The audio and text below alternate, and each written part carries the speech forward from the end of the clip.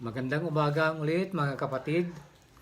Purihin na naman natin ang ating Diyos. Salamat sa ating pagtitipon muli ngayon, bagamat hindi physical, kundi sa virtual way. Nagpapasalamat po tayo sa mayroong pagkakataon na magkatipon tayo muli sa ating pananambahan at pupurihin natin ang ating Diyos.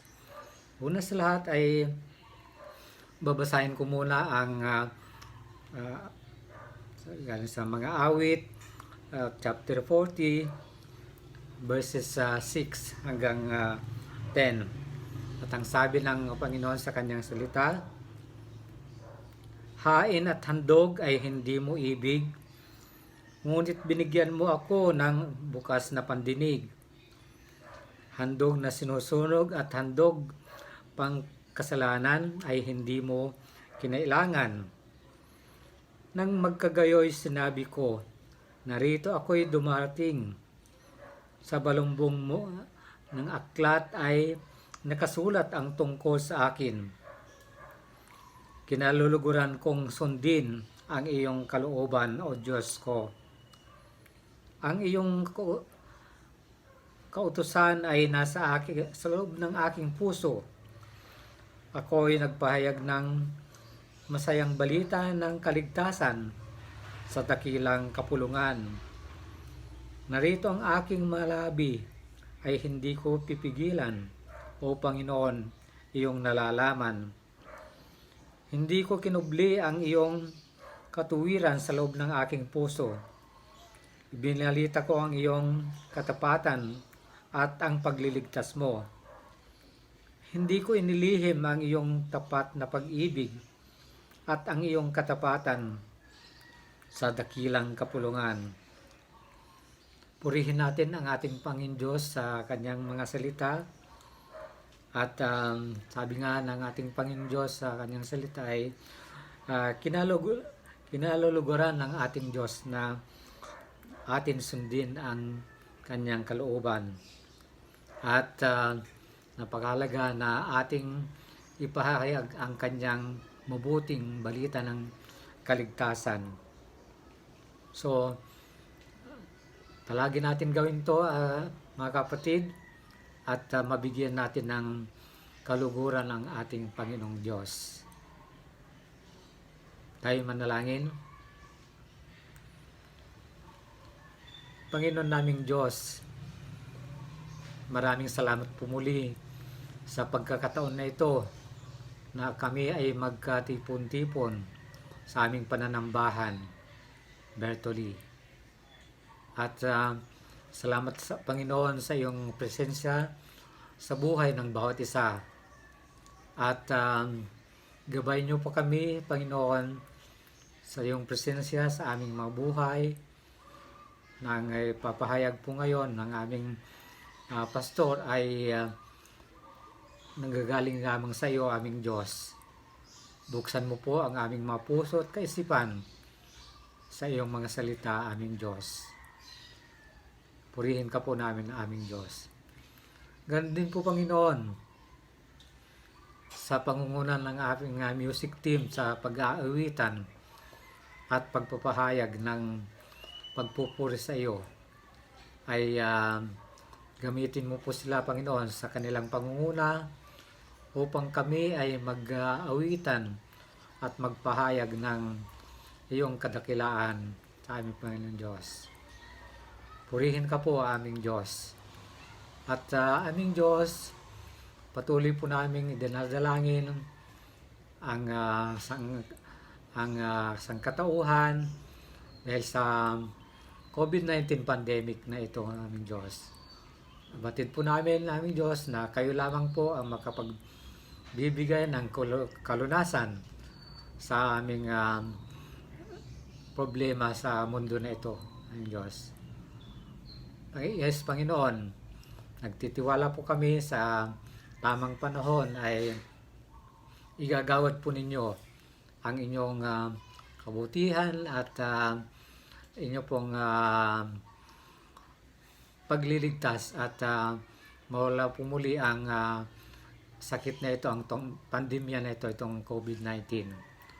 Sa aming Diyos, kumilos ka po kayo sa aming mga buhay na patuloy po kaming maglingkod sa iyo, aming Diyos, sa mga kaparaanan na pinagkakalob niyo po sa amin.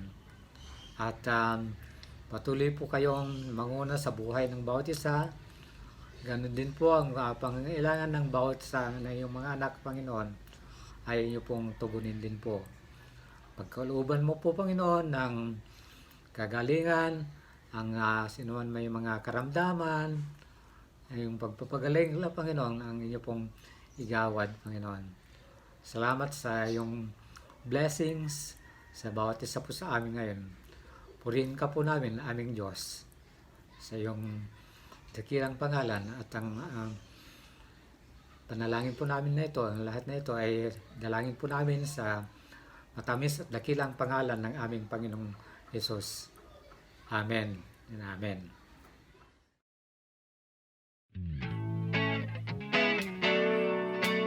Magandang umaga po sa ating lahat.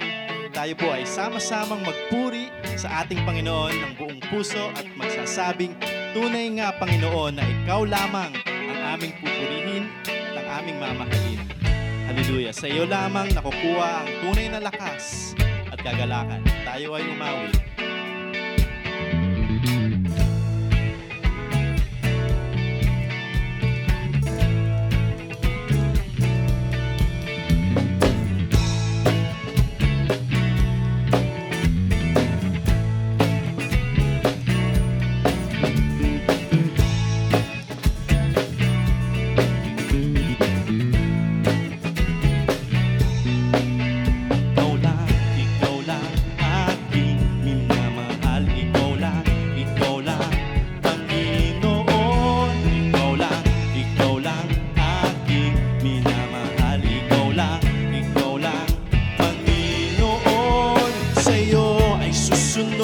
Laging maglilingkod sa iyo lang, aking Jesus.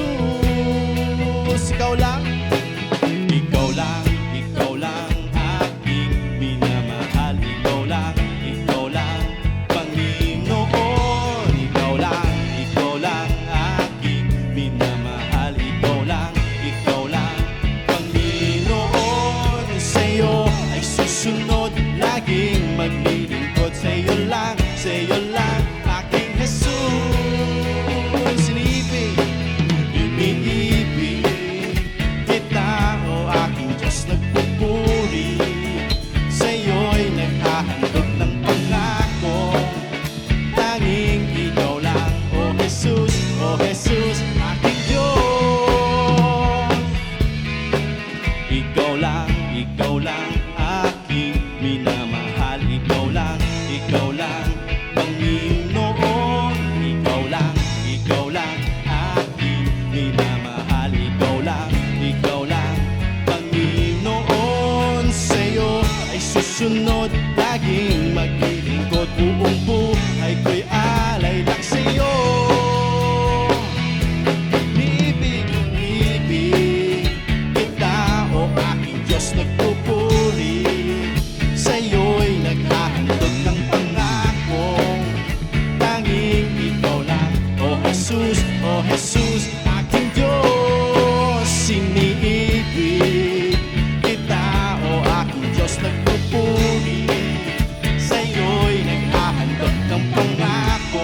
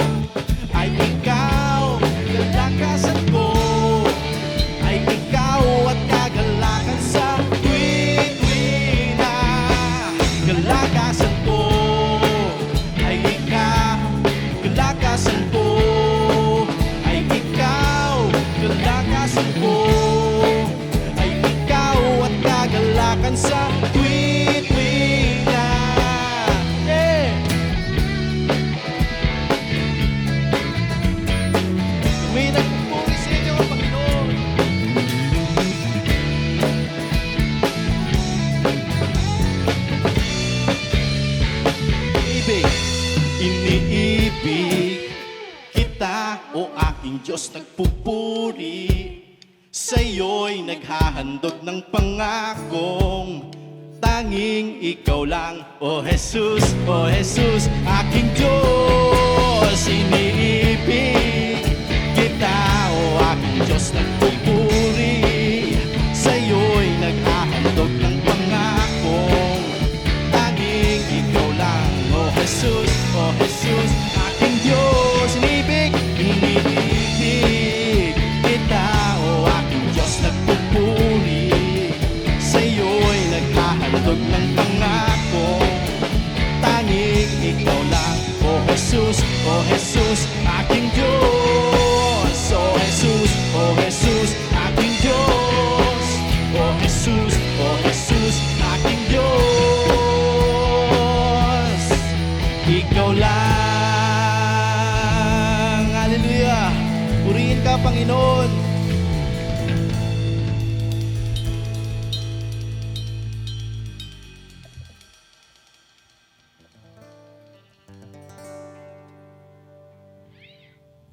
Panginoon, kami ay patuloy na magpupuri sa iyo dahil sa kadakilaan mo, dahil sa katotohanang ikaw ay mabuti at tapat sa iyong salita. Kami ay nagtitiwala sa salita mo, sa mga gagawin mo para sa buhay namin. Panginoon, maraming salamat. Tunay nga na ikaw lamang, Panginoon, ang dapat naming purihin. Sabay-sabay tayo magpuri sa ating Panginoon.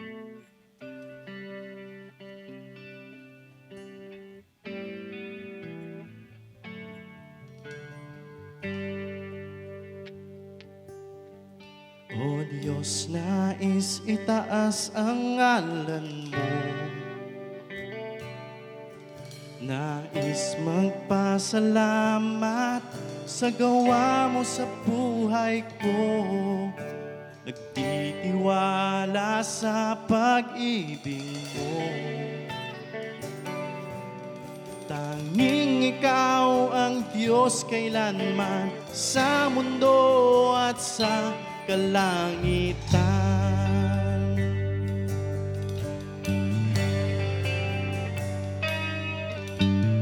Diyos, dakila ka at dapat purihin dito sa banal mong sambahan. Ligaya ng mundo,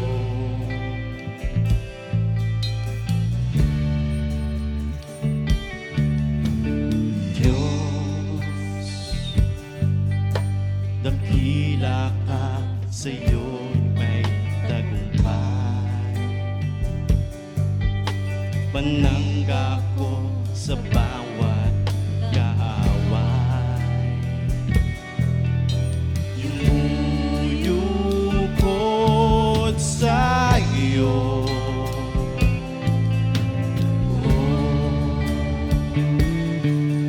O Diyos, nais itaas ang ngalan mo,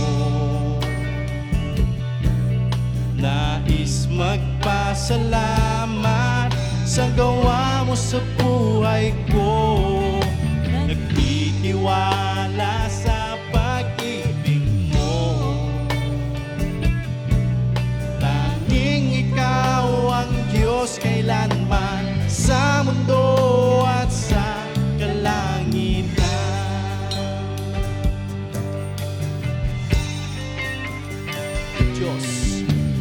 Diyos, ikaw ay dakila, dakila ka ang dapat purihin dito sa banal mong sambahan. Ligaya ng mundo,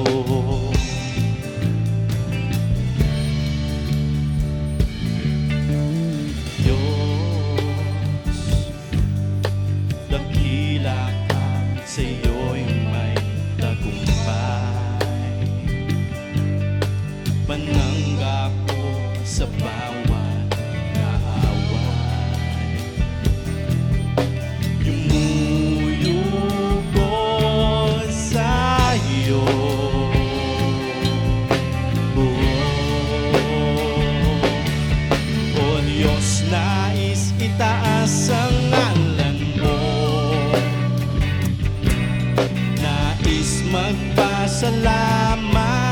sa gawa mo sa buhay ko.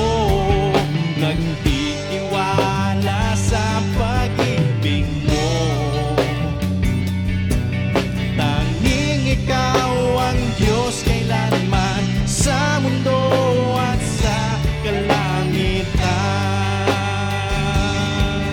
O Diyos, nais itaas, O Diyos, nais itaas ang ngalan mo. Nais magpasalamat sa gawa mo sa buhay ko. Nagtitiwala sa pag-ibig mo. Tanging ikaw ang Diyos kailanman sa mundo at sa kalangitan.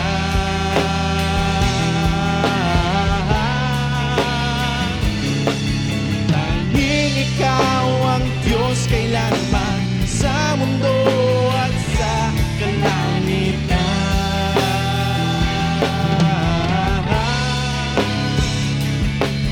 Tanging ikaw ang Diyos kailanman sa mundo at sa kalangitan. Purihin ka, Panginoon, dakila ka. Hallelujah.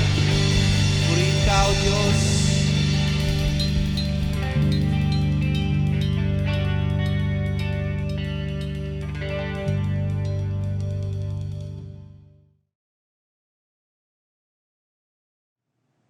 Isang mapagpalang araw ng Panginoon sa bawat sa atin at nagpapasalamat tayong muli sa pagkakataon na tayo makapanambahan sa Panginoon sa Espiritu at sa katotohanan. Alam natin na halos 2 linggo ang nakaraan ay 3 mga bagyo ang nagdaan sa atin at nakita naman natin kung paano naapektuhan ang maraming lugar sa ating bansa. Kaya nga patuloy tayong manalangin at patuloy din tayong magtulungan sa mga pagkakataong ito na kailangan ng ating mga kababayan, ng ating mga tulong. Sa pagpapatuloy po ng ating pagsamba ay babasahin po natin ang sulat ni Mateo sa kabanatang 25, talatang 1 hanggang 46. Samahan po niyo ako sa pagbasa sa Mateo kabanatang 25, talatang 1 hanggang 46. Ganito pong sinasabi sa isang salin sa Tagalog. Mateo kabanatang 25, talatang 1 hanggang 46. Ang kaharian ng langit ay maihahambing sa 10 birhen na kumuha ng kanilang mga ilawan at lumabas upang salubungin ang lalaking ikakasal. Ang 5 sa kanila ay mga hangal at ang 5 ay matatalino, sapagkat nang kunin ng mga hangal ang kanilang mga ilawan, ay hindi sila nagdala ng langis. Ngunit ang matatalino ay nagdala ng langis sa mga lalagyan na kasama ng kanilang mga ilawan. Samantalang naantala pa ang lalaking ikakasal, ay inantok silang lahat at nakatulog. Subalit ng hating gabi na ay sumigaw, "Narito na ang lalaking ikakasal. Lumabas kayo upang salubungin siya." Bumangon lahat ang mga birhen iyon at inayos ang kanilang mga ilawan. At sinabi ng mga hangal sa matatalino, "Bigyan niyo kami ng inyong langis, sapagkat namamatay na ang aming ilawan." Ngunit sumagot ang matatalino na nagsabi, "Maring hindi sapat para sa amin at para sa inyo. Kaya pumunta kayo sa mga nagtitinda at bumili kayo ng para sa inyo." At habang pumupunta sila upang bumili, dumating ang lalaking ikakasal. Ang mga nakapaghanda ay pumasok na kasama niya sa piging ng kasalan at isinara ang pintuan. Pagkatapos ay dumating naman ang ibang mga birhen na nagsasabi, "Panginoon, Panginoon, pagbuksan mo kami." Ngunit sumagot siya at sinabi, "Katotohanang sinasabi ko sa inyo, hindi ko kayo nakikilala. Kaya maging handa kayo sapagkat hindi nyo nalalaman ng araw o oras. Sapagkat tulad sa isang tao na naglalakbay, tinawag niya ang kanyang mga sariling alipin at ipinagkatiwala sa kanila ang kanyang mga ari-arian. Ang isa ay binigyan niya ng 5 talento, ang isa ay 2 at ang isa ay 1. Sa bawat isa ay ayon sa kanyang kakayahan. Pagkatapos ay humayo na siya sa paglalakbay. Ang tumanggap ng 5 talento ay umalis kaagad at ipinangalakal niya ang mga iyon. At nakinabang siya ng 5 pang talento.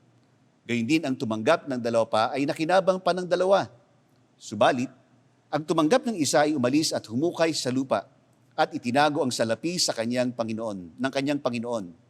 Pagkalipas ng mahabang panahon, dumating ang Panginoon ng mga aliping iyon at nakipag-ayos sa kanila. Ang tumanggap ng 5 talento ay lumapit at nagdala ng 5 pang talento na nagsabi, Panginoon, binigyan mo ako ng 5 talento, heto, nakinabang ng 5 pang talento. Sinabi sa kanya ng Panginoon niya, magaling, mabuti at tapat na alipin. Naging tapat ka sa kaunting bagay, pamamahalain kita sa maraming bagay. Pumasok ka sa kagalakan ng iyong Panginoon. At lumapit din ang tumanggap ng 2 talento at sinabi niya, Panginoon, binigyan mo ko ng 2 talento. Heto ako'y nakinabang ng 2 talento. Sinabi sa kanya ng Panginoon niya, magaling, mabuti at tapat na alipin. Naging tapat ka sa kaunting bagay, pamamahalain kita sa maraming bagay. Pumasok ka sa kagalakan ng iyong Panginoon.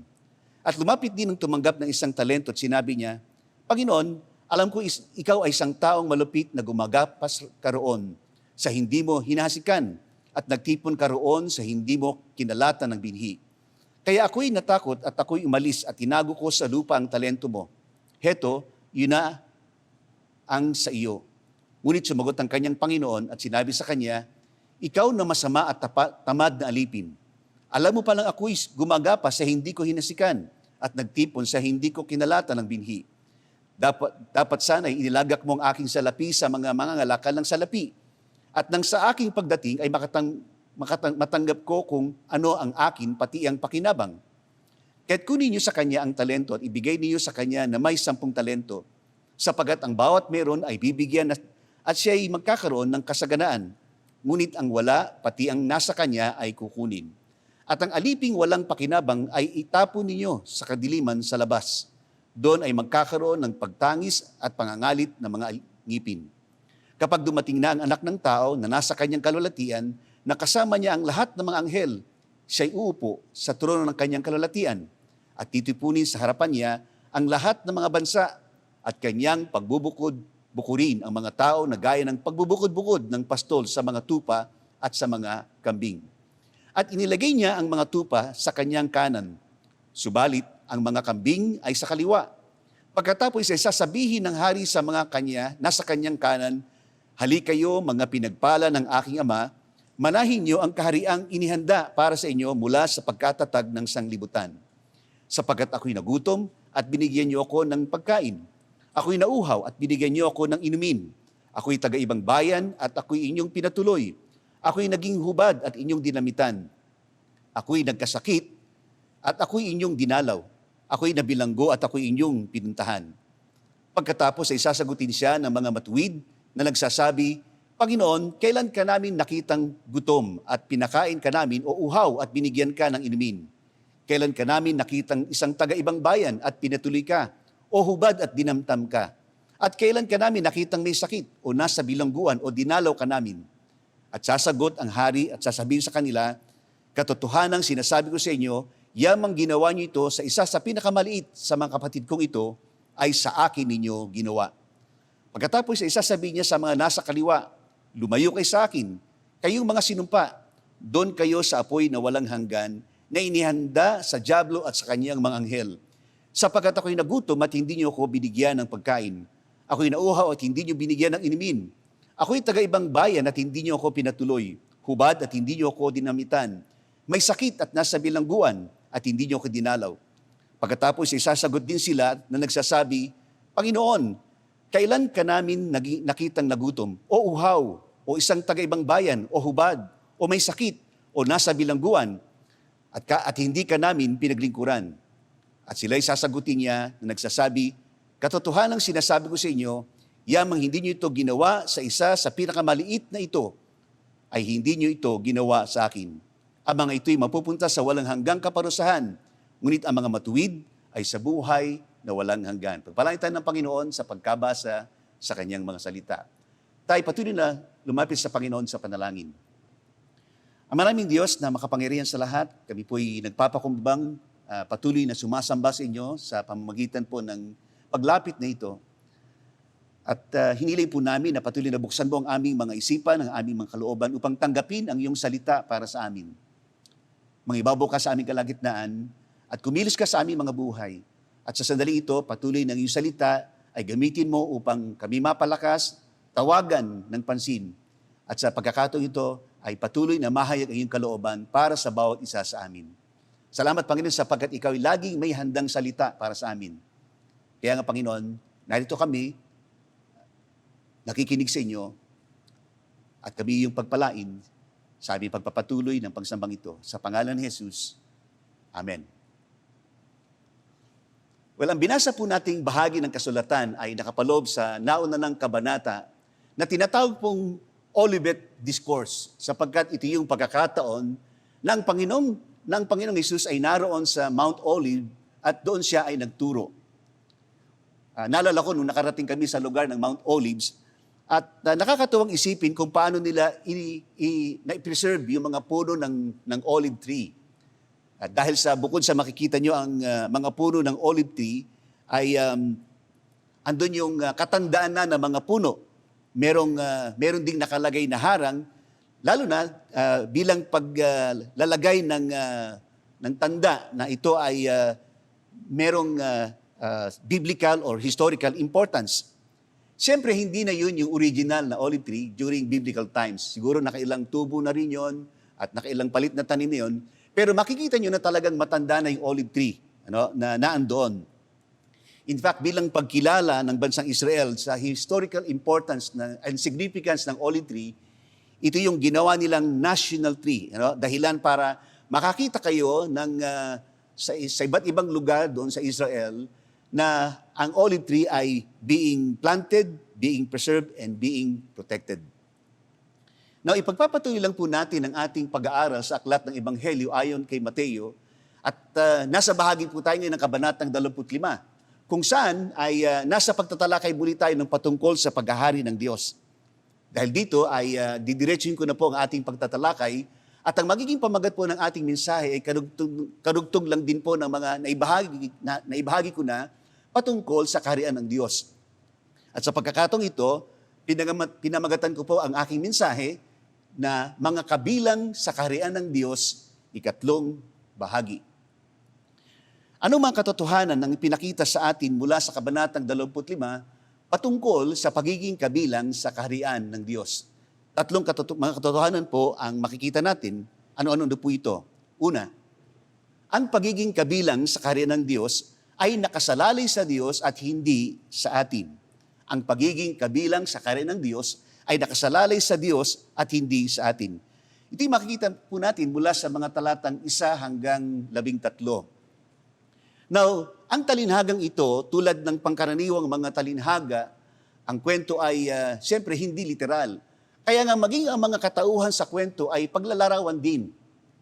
Now, ang tagpo sa talinhagang ito ay kaganapan ng isang piging or handaan ng kasalan.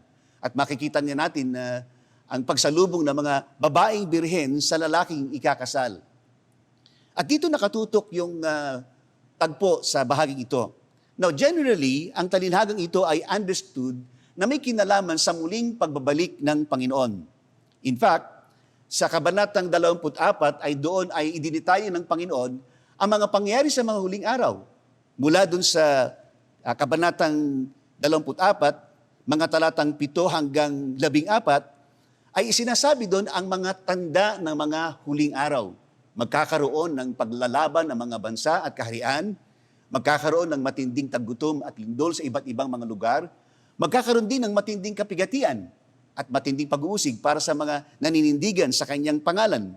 Magkakaroon din ng pagtalikod sa pananampalataya, pagtataksil, pagkapuot sa isa't isa, at makakakita din tayo ng pagkalat ng mga bulaang propeta at mga mangaral ng maling aral upang iligaw ang marami, maging ang mga pinili kung posible. Magkakaroon din ng matinding paglaganap ng kasamaan at maging ang panlalamig ng pag-ibig ng marami. Subalit ang pinakatanda sa lahat na ang araw ng Panginoon ay darating na, ang sabi sa talatang 14 ng chapter 24, at ang magandang balitang ito ng kaharian ay ipapahayag sa buong daigdig bilang patotoo sa lahat ng mga bansa. At pagkatapos ay darating na ang wakas. Well, hindi natin tatalakayin kung kailan magaganap ang araw ng muling pagbabalik ng Panginoon. Sapagkat hindi natin jurisdiction yan. Ang baliwanag sa atin, ang Panginoon ay muling babalik. Sa isang banda, makikita din natin ang unti-unting nangyayaring mga kaganapan ng huling araw. sapagkat nabubuksan na ang maraming bansa at lugar sa pangangaral ng mabuting balita. Doon nga sa mga bansa na alam nating mahigpit na pinagbabawal ang Christianity, merong ilang mga bansa na nagbukas at naglagay ng mga lugar ng partikular na tinawag na mga open city. Kung saan malayo nakapangaral, pero hindi pwede ang mga Muslim. Again, ang tagpo sa talinhagang ito ay kaganapan ng isang handaan sa kasalan. At hindi natin alam kung bakit madalas ginagamit ng Panginoon ang tagpo ng kasal o ng kasalan. Kung maalala nyo, ang unang himala ng Panginoon ay ginawa sa isang kasalan. At mababasa din natin sa aklat ng pahayag sa chapter 19 ang tungkol sa muling pagbabalik ng ating Panginoon, ginamit ang paglalarawan ng handaan ng kasalan. At partikular na mababasa po natin doon ay ang tinatawag na The Great Supper of the Lamb. Mababasa din natin ang paglalarawan sa bridegroom na kumakatawan sa Panginoon. Yung lalaking ikakasal ay kumakatawan sa Panginoon. At ang tawag sa church ay yung bride. At so, siya yung babaeng ikakasal. Well, nabanggit natin sa ilang mga natutunan na natin, na ang mga seremonya ng kasal ang mga seremonya tulad ng kasal ay may kanya-kanyang kultura.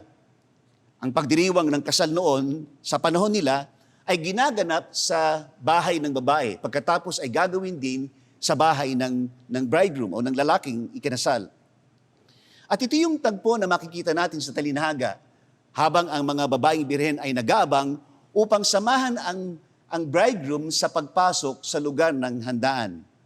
Well, kung maobserbahan natin, ang nakasulat na binanggit dito sa Tagalog ay lalaking ikakasal. Pero sa totoo, ikinasal na siya. Kaya nga ito ay tagpo ng isang handaan. Well, ang pagkasaling kasi ng Tagalog ay masyadong literal. Sa lingwahe po ng Grego, meron silang paraan para isalin na parehong salita, ang ugat na salita ang makikita natin. Now, although yung title na yan ay ginaya ng maraming kultura, well, pati na tayo, kaya mapapansin nyo na kahit matapos ang kasal, kapag nagsimula na yung reception, ay tatawagin pa rin ng bagong kasal na the bride and the groom. Ganon din sa hulihan ng marriage ceremony, sa kabila ng deklarasyon na nagkasal ay ibinigay na ng nagkasal, yung portion ng paghalik ng lalaki ay tinatawag na kiss the bride. Well, later on, natutunan namin to change it because during the time of Pastor Doy, sa tuwing meron siyang ikakasal, sasabihin niya dun sa ikinasal, since you are now husband and wife, you may now kiss the wife. Now sa talinhaga, mapapansin din natin ang 10 babaeng birhen. Sabihin na lang natin na 10 virgins. At itong 10 virgins ay nahati sa 2 grupo. Ang isang grupo ay sinasabing matatalino at ang isang grupo ay mga hangal. At ang paglalarawang ito ay tumutukoy sa mga mananampalataya at sa mga hindi sumasampalataya. Sa huling araw, 2 grupo lang naman talaga ang magsusulit sa Panginoon.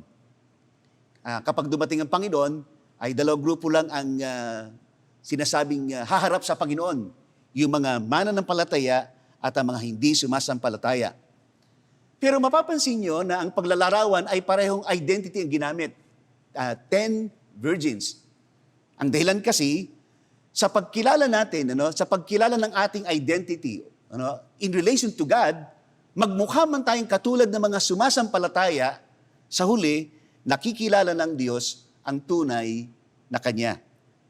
Paano natin nalaman? Well, ang sabi doon sa limang virgins, na ang description ay hangal, nang tumawag sila sa Panginoon, ang sabi ng Panginoon, sabi doon sa talatang bababasa natin, sabi ng 5 virgins na yon, Panginoon, Panginoon, pagbuksan nyo kami. And sa verse 12, ang sabi doon, sumagot siya at sinabi, katotohanang sinasabi ko sa inyo, hindi ko kayo nakikilala. Kaya nga, wala sa itsura ang magiging pagkilala ng Diyos sa mga Kanya, kundi ang totoo, nakasalalay sa Kanya at hindi sa atin kung tayo nga ay kabilang ba o hindi sa kaharian ng Diyos. At ang isang dahilan din ito ay upang walang sino man ang magmalaki sa Diyos. Kaya nga hindi sapat na nakikita natin na tayo ay nabibilang sa kung saang relihiyon. Kailangan tama ang relasyon natin sa Diyos. Well, sa mga pangyayaring ito na tayo tinamaan ng pandemya, totoo, nakakatuwang makita na marami ang lumalapit sa Panginoon. Pero, mahalaga pa rin na maunawaan natin kung paano ang tamang relasyon sa Diyos. Sapagkat sa huling araw, marami ang tatawag sa Kanya, Panginoon, Panginoon. Pero sasagot ang Panginoon, hindi ko kayo nakikilala. Ang ipinakita ng 5 sa 10 virgins ay paglalarawan ng maling pagkilala sa Diyos. May pagkilala nga na para silang mga mananampalataya, pero hindi pala. Kaya nga, hindi lang mahalaga na meron tayong paniniwala. Kumbaga, pwede tayong relihiyoso, pero wala pala tayong tunay na relasyon sa Panginoon. Mukhang sincere tayo sa pananampalataya, pero sincerely wrong pala. Sapagkat hindi pala tayo nakikilala ng Panginoon. Ang tanong, paano ba tayo talaga nabibilang sa kaharian ng Diyos? Paano ang tamang relasyon sa Panginoon? Mababasa po natin sa Colossians chapter 1 verse 13 and 14 ang mga ganitong salita. Sabi doon, iniligtas niya tayo sa kapangyarihan ng kadiliman at inilipat tayo sa kaharian ng kanyang minamahal na anak na sa kanya ay meron tayong katubusan na siyang kapatawaran ng mga kasalanan. Tandaan natin, ang isyu ng ating mga kasalanan at ang kapangyarihan ng diabolong umalipin sa atin ay napagtagumpayan lamang sa pamamagitan ng ating Panginoong Hesukristo. Period. Kaya nga, liban na tayo ay tumugon at kilalanin natin ang pagtalikod natin sa kapangyarihan ng diablo at ng kasalanan at ipahayag ng ating mga labi ang pagkilala sa Panginoong Hesus bilang ating tagapagligtas at Panginoon. Kahit gaanong kareliyoso tayo at kahit gaanong kasinsiridad, yung ginagawa natin sa ating pinaniniwalaan, ang mga ginagawa natin ay hindi makapagbibigay sa atin ng katiyakan para tayo ay mapabilang sa Kanyang kaharian. Ang totoo, pag binasa natin ang banal na kasulatan, lahat ng mga gawa natin ay katulad lamang ng maruming basahan. Well, kung ang mga pangyayari sa panahong ito ay bahagi ng huling araw, at yun nga ang sinasabi ng banal na kasulatan sa atin, dapat nga lalo nating bigyang pansin kung tama ba o hindi ang ating relasyon sa Diyos. Sa lahat ng mga pinagdadaanan natin sa buhay, hindi lamang sa pandemyang ito, well, pare-pareho naman tayong dumadaan sa hirap. Iba-iba nga lang kung paano natin dinadala ang ating mga kabigatan. Well, sino ba yung nababalitaan nating nagkaka-anxiety attack? At ang ilan ay nagpapakamatay pa. Hindi naman yung mga nasa squatter o yung mga nakatira doon sa squatter area. Kundi yung may maayos na buhay o trabaho, pagkatapos ay nawalan o kaya ay naghikahos. Hindi niya kinaya yung paghihirap. So, ang nangyari ay nagkaroon ng ganung epekto sa kanya. Either nagkaroon ng anxiety attack o yung iba naman ay nagpakamatay. Yung mga mahihirap, ay umaangal lang yan, angal lang ng angal yan, pero sila yung makikita natin na nakakasurvive kahit anong hirap ng buhay. Ngunit ang talagang mahalagang issue na kailangan nating matiyak sa buhay ay yung may kinalaman sa walang hanggan. Actually, kung saan tayo talaga dinadala ng ating mga karanasan sa pandemyang ito, at sa iba pang magiging mga kaganapan sa buhay, ay yung kilalanin natin ng lubusan, walang iba, kundi ang Panginoong Hesus na nagsabing siya ang daan, ang katotohanan, at ang buhay, walang makaparoroon sama, liban sa pamamagitan ko. Sapagkat ang pagiging kabilang sa kaharian ng Diyos ay nakasalalay sa Panginoon at hindi sa atin. Ay kalawang katotohanan pa, tungkol sa mga kabilang sa kaharian ng Diyos, ang pamantayan sa paglilingkod sa kaharian ng Diyos ay pagbibigay lugod sa Diyos at hindi sa sarili. Ang pamantayan sa paglilingkod sa kaharian ng Diyos ay pagbibigay lugod sa Diyos at hindi sa sarili. Iyan po ay mula sa mga talatang 14 hanggang 30. Na ang talinhagang ito ay pinamagatang the parable of the talent. At ito ay tungkol sa relasyon ng Panginoon sa kanyang mga alipin na pinagkatiwalaan niya ng mga talento. Well, walang partikular na sinabi dito kung anong klaseng talento, subalit ang makikita natin ay kung paano sila na alipin ay pinagkatiwalaan ng kanilang Panginoon. Kaya nga makikita natin, ang isa ay pinagkatiwalaan ng 5, mayroong pinagkatiwalaan ng 2, at ang huli ay pinagkatiwalaan ng 1 talento. Ang pinagkatiwalaan ng 5 at ng 2 talento ay parehong nangalakal at ang sabi dito ay namunga ng doble ang ipinagkatiwala sa kanila. Subalit, ang isang pinagkatiwalaan ng 1 talento ay itinago na lamang ang talentong pinagkatiwala sa kanya at wala siyang ginawa.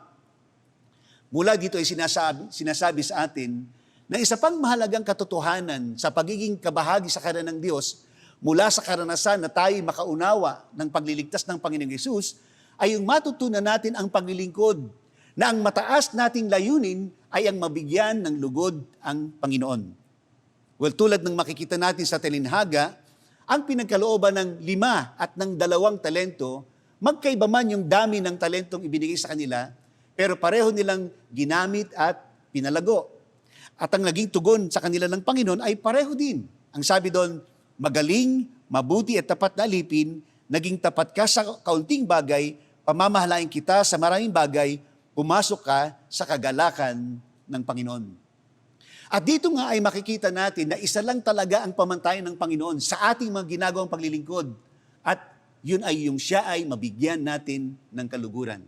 Hindi dahil sa sukat o dami ng ating ginagawa o paglilingkod, kundi ang ating katapatan. Well, tandaan natin na ang pagsamba at paglilingkod ay 2 salita na hindi halos nagkakalayo. Kaya nga, ang ating pagsamba ay ating paglilingkod. At ang ating paglilingkod ay ating pagsamba. Again, isipin ninyo, bakit ang pagsamba na ginagawa natin ay tinatawag ding worship service? Well, kasi nga, diyan tayo lahat magsisimula ng ating pagsamba.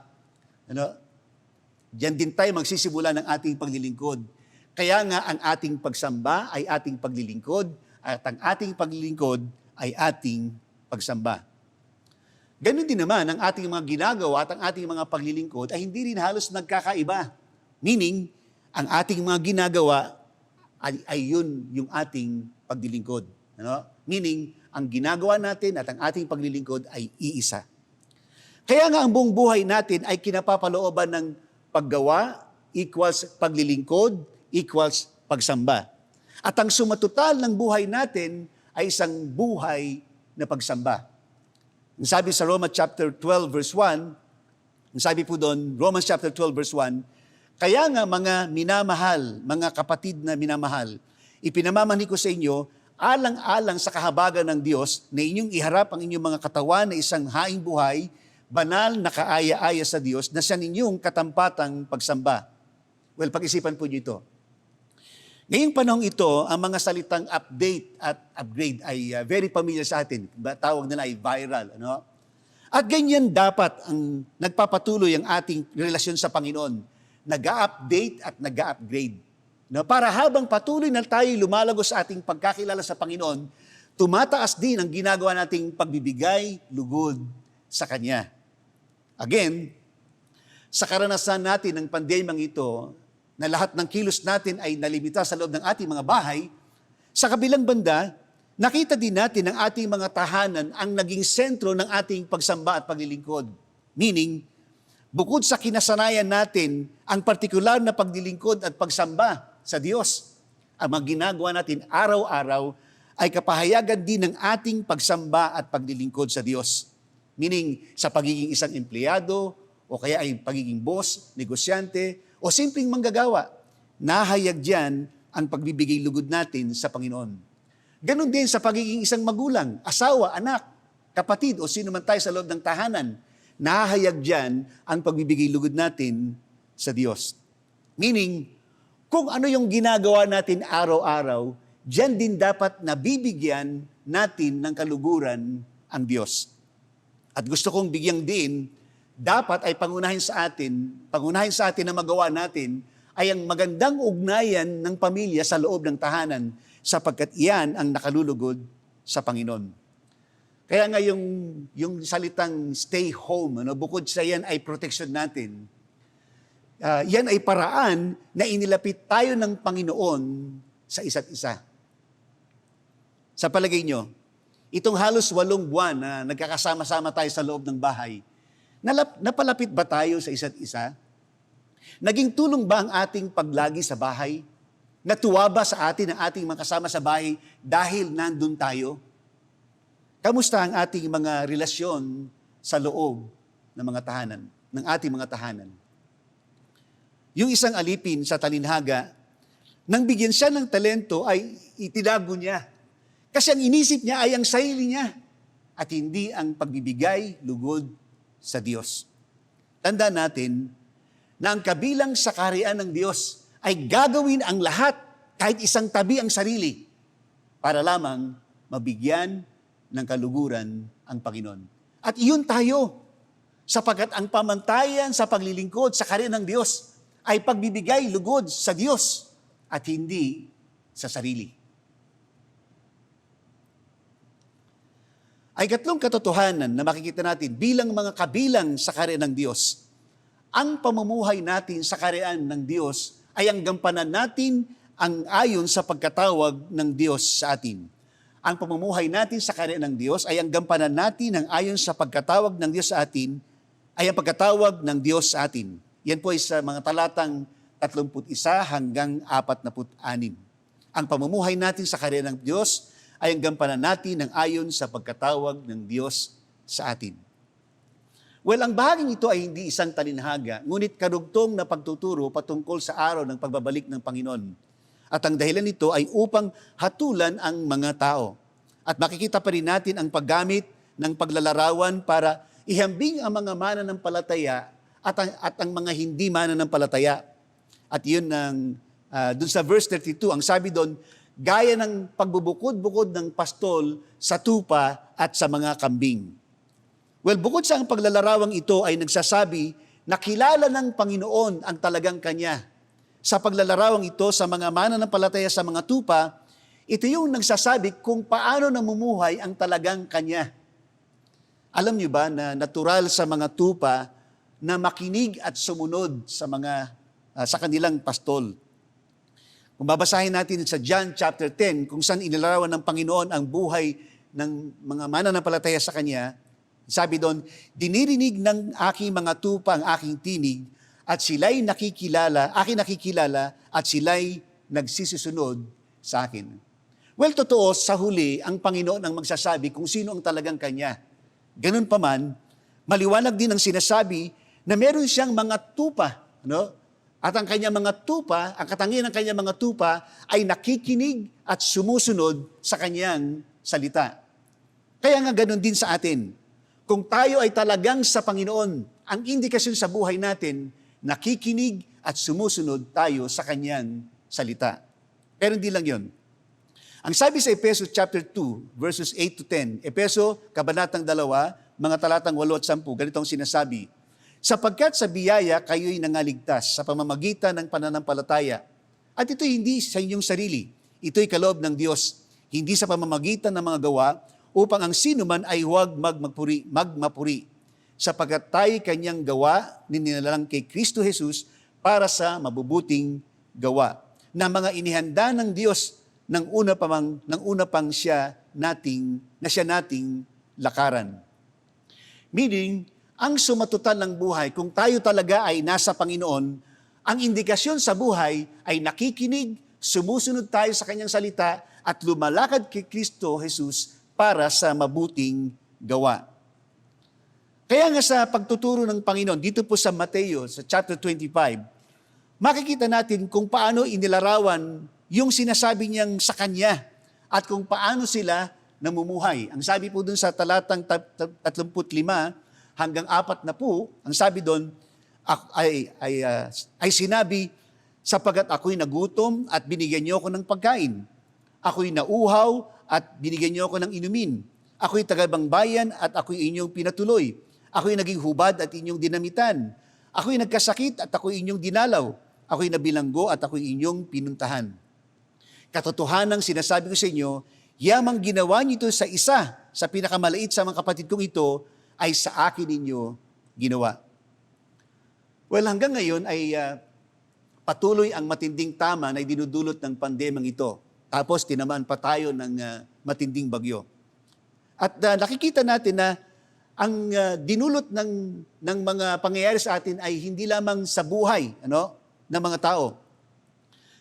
Tulad itong pinagdadaanan po nating virus, bagamat may mga ilang bansa na halos normal na ang kanilang pamumuhay araw-araw, tulad ng Taiwan, Mongolia at North Korea, pero marami pa rin mga bansa ang tumataas ang cases ng COVID-19. At sa Europe nga ay nagkaroon na sila ng second wave ng pagtaas ng cases ng COVID-19. Sa ating bansa, bagamat nagkaroon na tayo ng P2, bagamat nagkakaroon tayo sa pagkakataon ito, meron pa rin tayong mga nahigit 2,000 ang cases natin ng COVID-19 araw-araw. Kaya nga nandito pa rin tayo sa pagpapatupad ng mga quarantine measures. At nagiging dahilan ito na maraming mga tao ang patuloy na nawawalan ng trabaho at mga negosyong nagsasara. Kaya nga kung sinasabi natin na talagang tayo ay sa Panginoon, ito yung panahon na lalo tayong dapat mangibabaw sa pakikinig, sa pagsunod sa Panginoon, at sa pagpapakita ng mabuting gawa. Ang sabi ni Mateo sa chapter 5 verse 16, Mateo chapter 5 verse 16, lumiwanag na gayon ang inyong ilaw sa harap ng mga tao upang makita nila ang inyong mabubuting gawa at kanilang lulatiin ang inyong Ama na nasa langit. Meaning mga kapatid, ito yung panahon na kailangang magliwanag ang ating mga buhay bilang nasa Panginoon. Meron akong napanood na isang news at na-feature doon ng isang may-ari ng isang chain restaurant. Maganda yung takbo ng kanilang chain restaurant. Pero dahilan sa pinatutupad na mga measures ng ating quarantine measures, ay napilitan silang magsara dahil hindi kayang i-sustain yung business, dahil babagal yung return ng business, bunga ng ipinapatupad na quarantine measures. Ngunit ang magandang ipinakita nung may-ari dun po sa interview sa kanya, at interview din dun sa mga nagtatrabaho sa kanya, ay binigyan niya ng compensation yung mga tauhan niya sa kabila ng alam niyang ikalulugi, lalo na ng kanilang negosyo. Meron din akong ilang mga negosyante na kausap, hindi ko nababanggitin ang mga pangalan, pero kung merong tinamaang maigi na negosyo, ay yung katulad nila na mga primary suppliers mismo ng mga negosyong halos nakikita nating nagsasara nitong panahon ng pandemyang ito. Sa kabilang banda, sila pa yung pangunahing tumutulong sa mga kapatid nating nangangailangan at pati dun sa mga mission partners natin. In fact, yung isa doon, yung mismong clients niya ay binibili niya ng sangkatutak na produkto, hindi para ibenta uli, kundi para ipamigay dun sa mga nangangailangan. Totoo, sa panahong ito, marami ang nagugutom, nauuhaw, paggalagala at walang masilungan. Walang damit, may sakit at mga nabibilanggo. Ang sabi ng Panginoon, katotohanang sinasabi ko sa inyo, yamang ginawa niyo sa isa sa pinakamaliit sa mga kapatid kong ito, ay sa akin ninyo ginawa. Pansinin niyo mga kapatid, hindi sinasabi dito na puntahan nating lahat yung mga nagugutom, nauuhaw, pag-alagala at walang masilungan, walang damit, may sakit at nabibilanggo. Ang maliwanag na sinabi ng Panginoon, katotohanang sinasabi ko sa inyo, yamang ginawa niyo ito sa isa sa pinakamaliit sa mga kapatid kong ito, ay sa akin ninyo ginawa. Ang panawagan po ay simple lang. Kung sa tingin natin ay nahihirapan tayo sa panahong ito, pare-pareho lang po tayo. Iba-iba lang kung paano natin harapin ang mga pinagdadaanan natin ngayon. Pero kung sa tingin natin ay nahihirapan tayo, o kaya ay tayo ay naghihikahos, o kahit pa talagang lubusan yung ating nararanasang paghihirap, pero tandaan natin mga kapatid, kahit kung sa tingin natin ay nahihirapan tayo, o kahit pa tayo yung naghihikahos o labis na yung ating paghihikahos, ang dapat mangyari mga kapatid, humanap tayo ng mas naghihirap o naghihikahos kaysa sa atin at gawan natin ng mabuti. Sapagkat yan ang tanda ng ating pakikinig at yan ang pagkatawag ng Diyos sa atin. Sapagkat ang pamumuhay natin sa kaharian ng Diyos ay ang gampanan natin ang ayon sa pagkatawag ng Diyos sa atin. Ano yung natutunan natin mga kapatid? Anong mga katotohanan ang pinakita sa atin patungkol sa mga kabilang sa kaharian ng Diyos? 3 bagay. Una, ang pagiging kabilang sa kaharian ng Diyos ay nakasalalay sa Panginoon at hindi sa atin. Ikalawa, ang pamantayan sa paglilingkod sa kaharian ng Diyos ay pagbibigay lugod sa Diyos at hindi sa sarili. Ikatlo, ang pamumuhay natin sa kaharian ng Diyos ay ang gampanan natin ang ayon sa pagkatawag ng Diyos sa atin. Bilang hamon sa atin, 3 katanungan ang iiwan po natin sa bawat isa. Ano ba ang pangunahing natuklasan natin pagdating sa pananampalataya? Relihiyon ba o relasyon sa Panginoon? Ano yung sinisikap natin gawin para mabigyan natin ng kaluguran ang Panginoon? Again, total, nasa loob tayo ng ating mga tahanan at ang bahay natin ang naging talagang sentro ng ating paglilingkod ngayon. Ang tanong, kamusta ang relasyon natin sa isa't isa? Paano natin ginagampanan ang pagkatawag ng Diyos sa atin? Again, tandaan natin ito.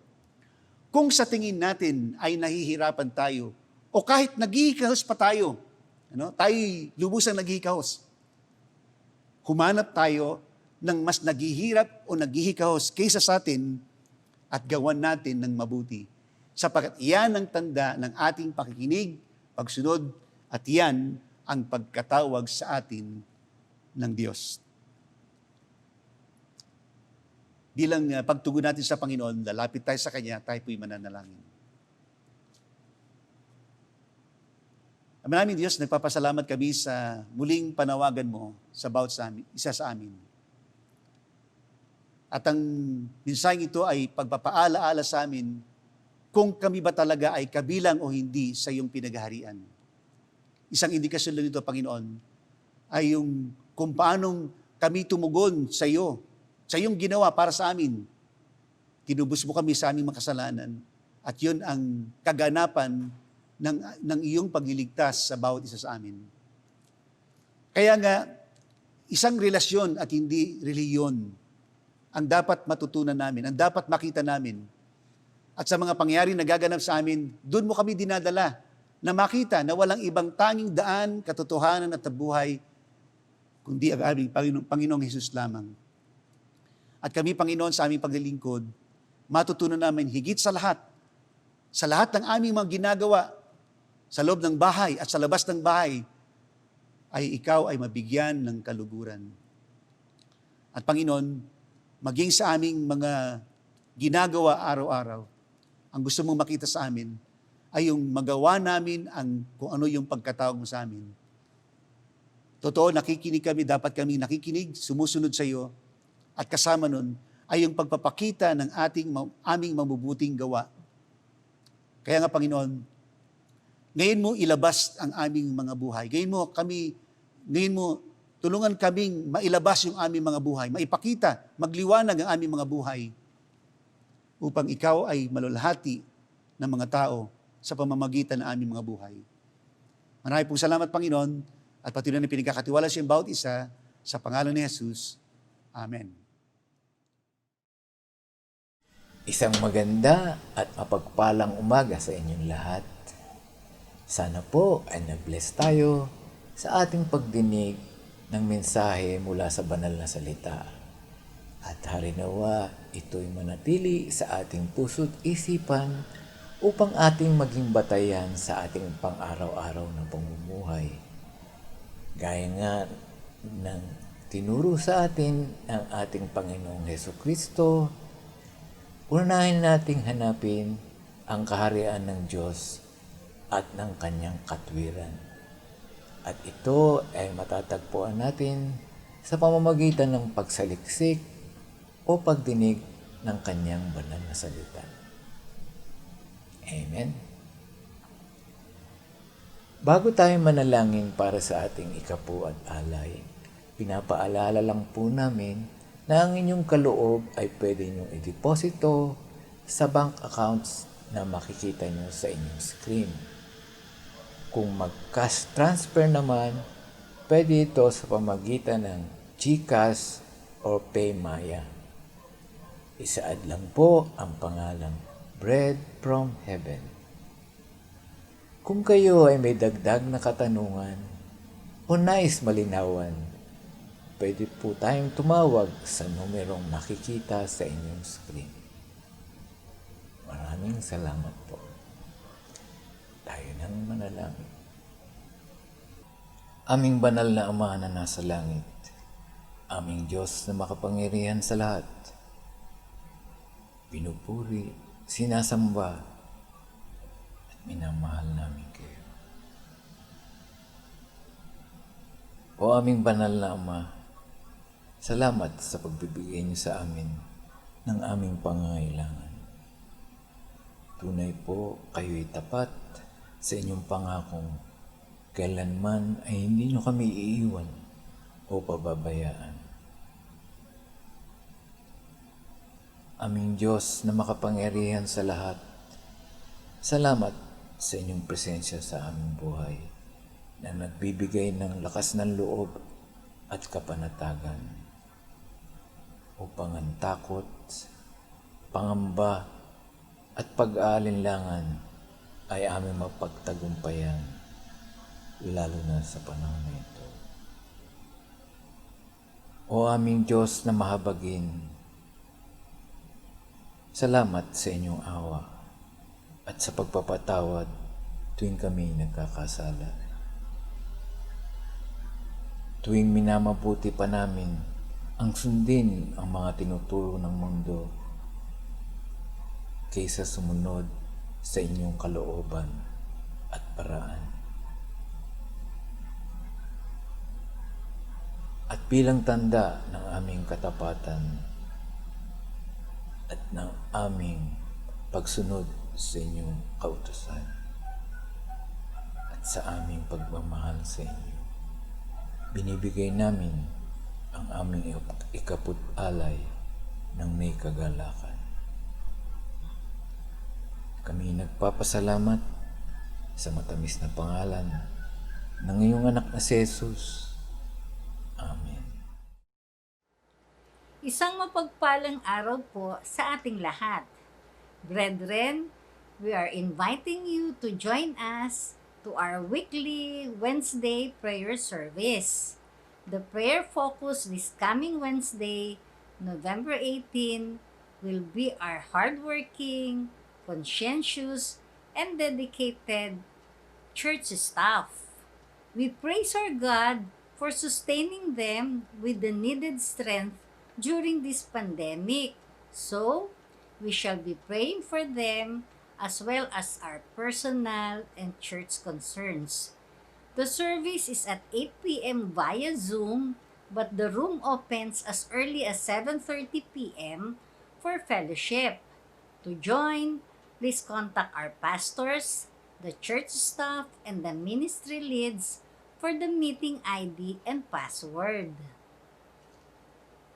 Married couples, this one's for you. The Marriage Keepers in Bread will be having one more webinar this coming Friday, November 20. The webinar will be Keeping the Love Ablaze. And our speaker will be our very own Pastor Jeff Chowa and his lovely wife, Sister Rosanna Chowa. The registration details are on our church Facebook page. So, want to keep the love that you have for each other on fire? Register now and join on November 20. See you! Calling all men of the church. you are invited to attend the MIB Fellowship on Saturday, November 21 at 7 a.m.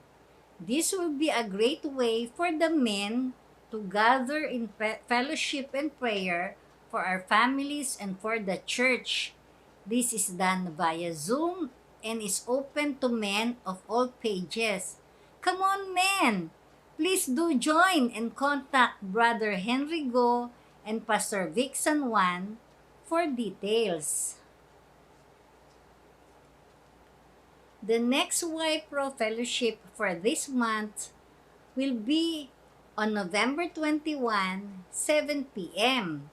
This is open to all working professionals of the church, whether you're working at home or at the office. This is our time for worship, for fellowship, and to study God's Word. So, ladies and gentlemen, come on, do join the YPro Fellowship. Please contact our YPro Core, Attorney Paul Castillo, Sister Marvy Uy, or Pastor Edmond Ngo for details. For our teens ages 10 to 14, your next fellowship is on November 28 at 3 p.m. Teens, we are encouraging you and your parents to join us online for fellowship and the study of God's Word. Please get in touch with our Teens Core or Sister Cecil Arisgado for details. Brethren, mga kapatid, you want to help in your own small way? This is a special announcement we are opening to everyone. The Missions Ministry of Bread from Heaven Christian Fellowship is running a donation drive to collect personal hygiene kits for the homeless and the needy who cannot afford to buy these products. With COVID-19 hitting a lot of people, these health hygiene products are more than ever needed by these homeless and needy families. In this regard, we would like to enjoin you to donate hygiene kits which include toothbrush, toothpaste, bath soap, shampoo, alcohol or hand sanitizer, face masks, and face shield. To encourage the recipients, you may want to include a small note containing a biblical passage. Kaya mga kapatid, gusto nating makatulong? Please heed the call for this donation drive. We shall be putting boxes at the church where you can deposit your donations. Please contact our church staff for details and assistance. For our final announcement, we would like to show you our weekly online Bible studies, ministry fellowships, and doctrinal classes. You can also see the schedule on our church Facebook page. These are open to everyone, so please contact our pastors or those whose names are listed on the screen if you would like to join any one of our classes. God bless you and your family this week. We pray that you will be safe. We shall end the service with a closing prayer and benediction. Tayo po'y patuloy na sumamba sa Panginoon at tayo po'y sama-samang manalangin. Maraming Diyos na makapangyarihan sa lahat, patuloy po kaming lumalapit sa inyo, patuloy po kaming sumasamba sa inyo, at nagpapasalamat kami sa iyong patuloy na pagkilos sa amin sa pagsambang ito.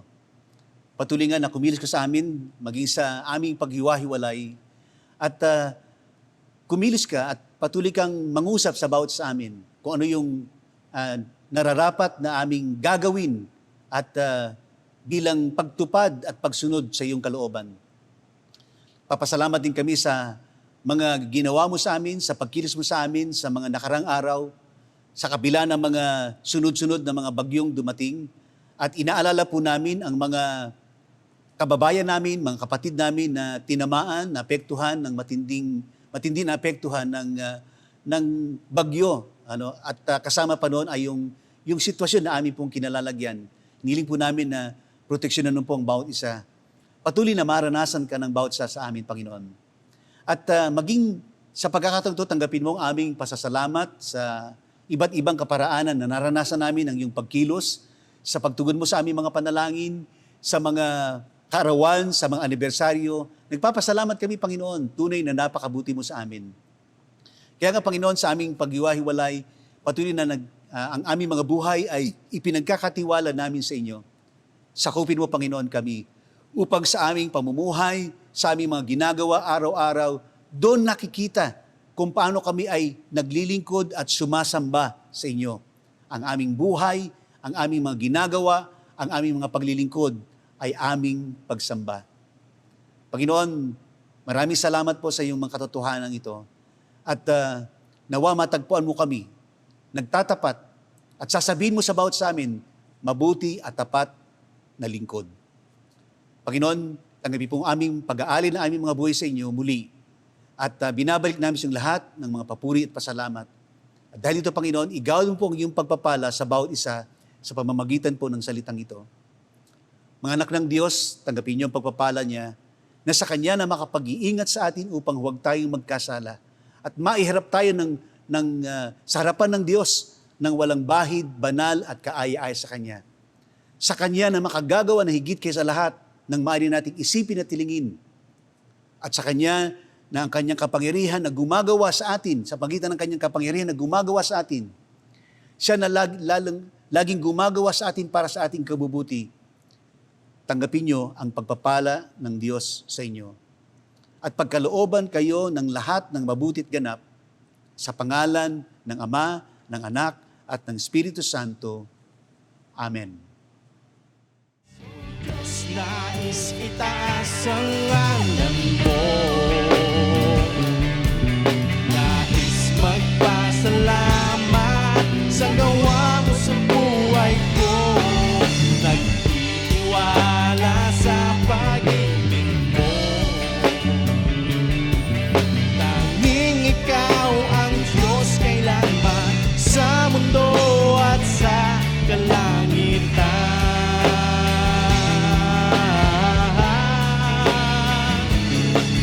Tanging ikaw ang Diyos kailanman sa mundo at sa kalangitan.